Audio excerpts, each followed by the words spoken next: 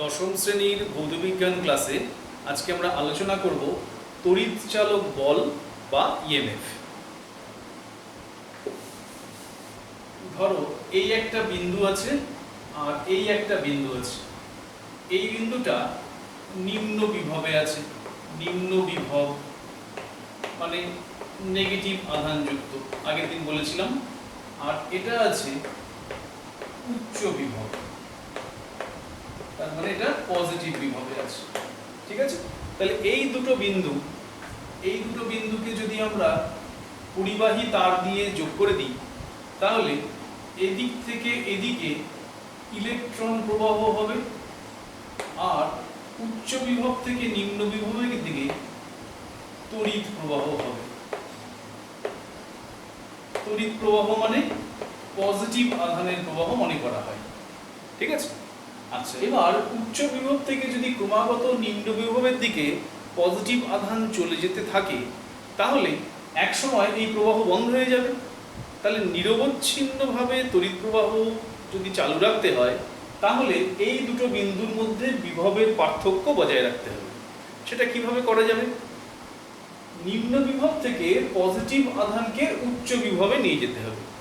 নিম্ন বিভব থেকে পজিটিভ আধানকে যদি উচ্চ বিভবে নিয়ে যেতে হয়, তাহলে কিছুটা কাজ করবার দরকার বা কিছুটা শক্তি দরকার। সেই শক্তি কোথা থেকে আসবে? যে তড়িৎ উৎস, সেই তড়িৎ উৎসটা কি করবে? অন্য কোনো রকম শক্তিকে এই তড়িৎ শক্তিতে রূপান্তরিত করবে। এই যে রূপান্তরিত তড়িৎ শক্তি, এটাকেই আমরা বলি ইএমএফ বা তড়িৎ চালক বল বা তড়িৎ চালক বল। তাহলে তড়িৎ উৎস অন্য কোনো শক্তিকে তড়িৎ শক্তিতে রূপান্তরিত করে এই কাজটা করে, অর্থাৎ ধনাত্মক আধানকে নিম্ন বিভব থেকে উচ্চ বিভবের দিকে পাঠায়। তাহলে এই রূপান্তরিত শক্তিটাই হলো তড়িৎ চালক বল বা ইলেকট্রোমোটিভ ফোর্স, যাকে আমরা সংক্ষেপে ইএমএফ বলি। ঠিক আছে, আচ্ছা, দেখো একটা সরল ভোল্টীয় কোষের মধ্যে কি থাকে? একটা পাত্রে দুটো ধাতব তড়িৎদ্বার থাকে, একটা থাকে জিঙ্কের পাত, একটা থাকে কপারের পাত। এরা থাকে লঘু H2SO4 দ্রবণের মধ্যে ডোবানো। ঠিক আছে, এটা আমরা কি বলছি? সরল ভোল্টীয় কোষ। এবার এই দুটো পাতকে অ্যাসিডের মধ্যে ডুবিয়ে দিলে দুটো পাতে দু রকমের ঘটনা ঘটে। কিরকম ঘটনা ঘটে? জিঙ্কের পাতে জিঙ্ক থেকে জিঙ্ক 2+ আয়নগুলো বেরিয়ে আসে, জলের মধ্যে বা দ্রবণের মধ্যে বেরিয়ে আসতে শুরু করে। তাহলে কি বিক্রিয়াটা হয়? জিঙ্ক থেকে দুটো ইলেকট্রন ছেড়ে জিঙ্ক 2+ আয়নগুলো দ্রবণে বেরিয়ে আসতে শুরু করে। এবার বেরিয়ে আসতে শুরু করলে এই যে দুটো ইলেকট্রন ছেড়ে এলো, এই ইলেকট্রনগুলো বাকি জিঙ্কের পাতে জমা থাকে। তাহলে কিছুক্ষণ পরে এই জিঙ্ক পাতে ইলেকট্রন বেশি হয়ে যাবে। তাহলে বেশি হয়ে গেলে কিছুক্ষণ পরে জিঙ্কের পাতটা নেগেটিভ বিভবে চলে যাবে বা নেগেটিভ আধানগ্রস্ত হয়ে যাবে। তাহলে নেগেটিভ আধানগ্রস্ত হলে সেই পয়েন্টটাকে আমরা বলি নেগেটিভ বিভব বা নিম্ন বিভব। এবার জিঙ্ক 2+ আয়ন যেই বেরিয়ে আসছে, দ্রবণে অ্যাসিডের H+ আয়ন আছে, এই H+ আয়নগুলো জিঙ্ক 2+ আয়নের সাথে বিকর্ষণে উল্টো দিকে চলতে শুরু করবে। তারা গিয়ে কপারের গায়ের থেকে ইলেকট্রন নিয়ে প্রশম হাইড্রোজেনে পরিণত হবে। তাহলে কপারের দিকে কি ঘটনা ঘটবে? H+ আয়ন গিয়ে ইলেকট্রন নেবে, নিয়ে H পরমাণু হবে, দুটো H থেকে H2 হবে। তাহলে এইভাবে কপারের গায়ের থেকে যখন এরা ইলেকট্রন নিয়ে নিচ্ছে, কিছুক্ষণ পরে কপার পজিটিভ আধানযুক্ত হয়ে যাবে। তাহলে কপার পজিটিভ বিভবে চলে যাবে বা উচ্চ বিভবে চলে যাবে। তাহলে আমরা এটা লিখছি উচ্চ বিভব, আর এ চলে গেল নিম্ন বিভব। তাহলে এই ঘটনাটা কিভাবে হলো? এখানে একটা রাসায়নিক পরিবর্তন হচ্ছে। রাসায়নিক পরিবর্তন হওয়ার ফলে এটা উচ্চ বিভব আর এটা নিম্ন বিভবে গেছে। তাহলে এখানে রাসায়নিক শক্তি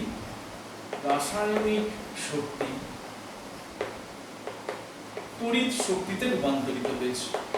তড়িৎ শক্তিতে বা তড়িৎ বিভবে রূপান্তরিত হয়েছে। তাহলে আমরা বলছিলাম যে তড়িৎ উৎসে অন্য কোনো শক্তি থেকে তড়িৎচালক বলের সৃষ্টি হয়, তাহলে সেটা এইভাবে হয়। ঠিক আছে, তাহলে এবার এসো আমরা তড়িৎচালক বলের সংজ্ঞায় আসি। তাহলে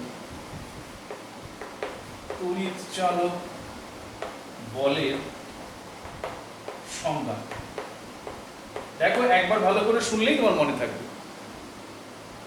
তড়িৎ উৎসের মধ্যে নিম্ন বিভব থেকে উচ্চ বিভবের দিকে একক ধনাত্মক আধানকে নিয়ে যেতে হলে যে পরিমাণ কাজ করতে হবে সেটাই হলো ওই তড়িৎ উৎসের তড়িৎচালক বল।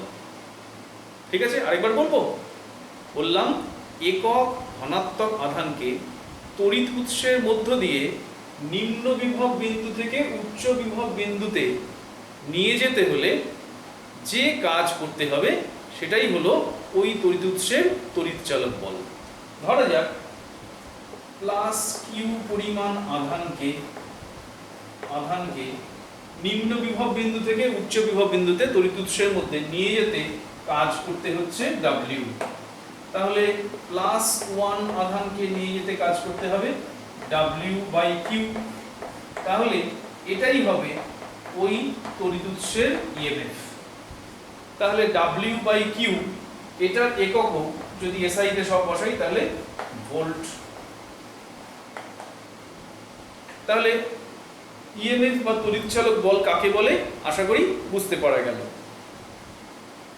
এবার মনে রেখো, এটা মুছে দিচ্ছি, মনে রেখো বল এবং তড়িৎচালক বল, এই বল মানে কি? বলবিদ্যা বা মেকানিক্সে তোমরা যেই বলের কথা পড়ো সেই বল আর তড়িৎচালক বল কিন্তু একই জিনিস নয়, দুজনের প্রকৃতি কিন্তু আলাদা, এমনকি দুজনের এককও আলাদা। আসলে তড়িৎচালক বলের সাথে কার্য বা শক্তি এটা সম্পর্কিত, এর সঙ্গে সরাসরি বলবিদ্যার বলের কিন্তু কোনো সম্পর্ক নেই, কাজে এই ব্যাপারটি মাথায় রেখো। এবার দেখো আমরা তড়িৎচালক বল বা ইএমএফ এর একটা বিকল্প সংজ্ঞা দিতে পারি। বিকল্প সংজ্ঞা কিরকম ব্যাপারটা? ধর যাক এই যে আমরা এই তড়িৎ কোষে কপার পজিটিভ বিভবে গেছে আর জিঙ্ক নেগেটিভ বিভবে গেছে, আমরা ধরে নিচ্ছি এই পজিটিভ বিভবের মান হলো প্লাস x ভোল্ট। ঠিক আছে, আগের দিনই আমরা জেনেছি তড়িৎ বিভবের একক।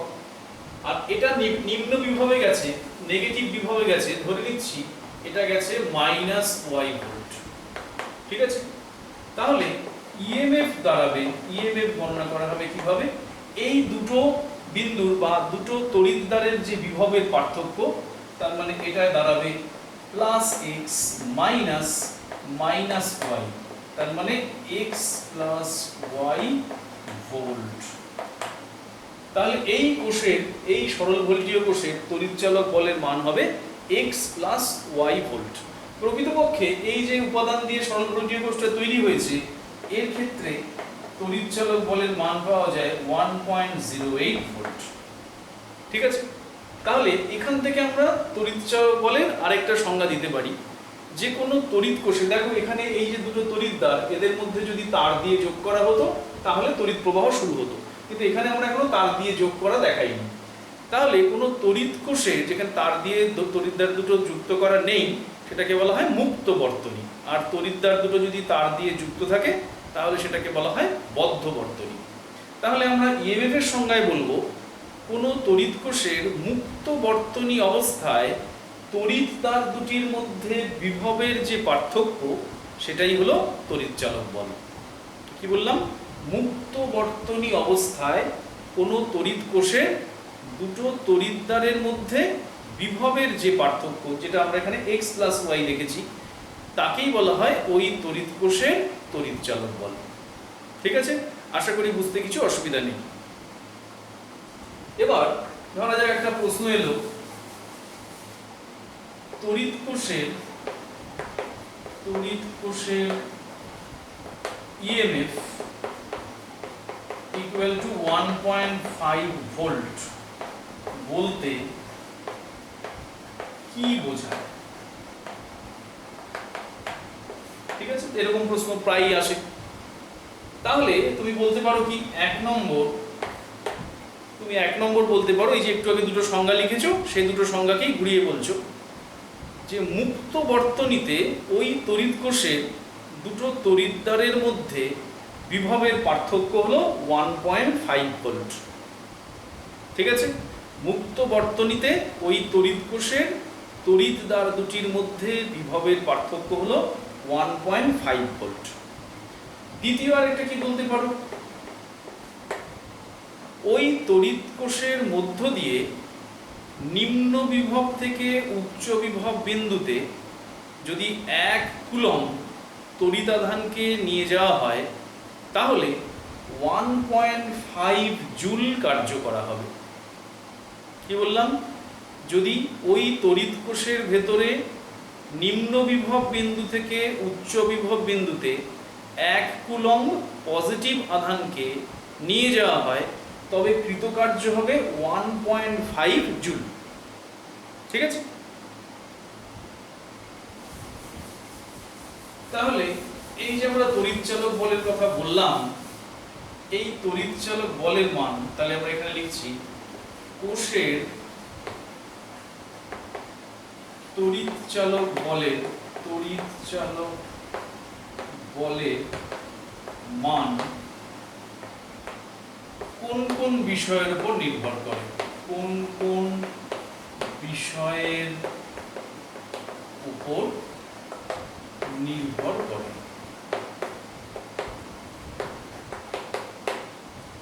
তাহলে এরকম যদি প্রশ্ন আসে কি কি লিখবে?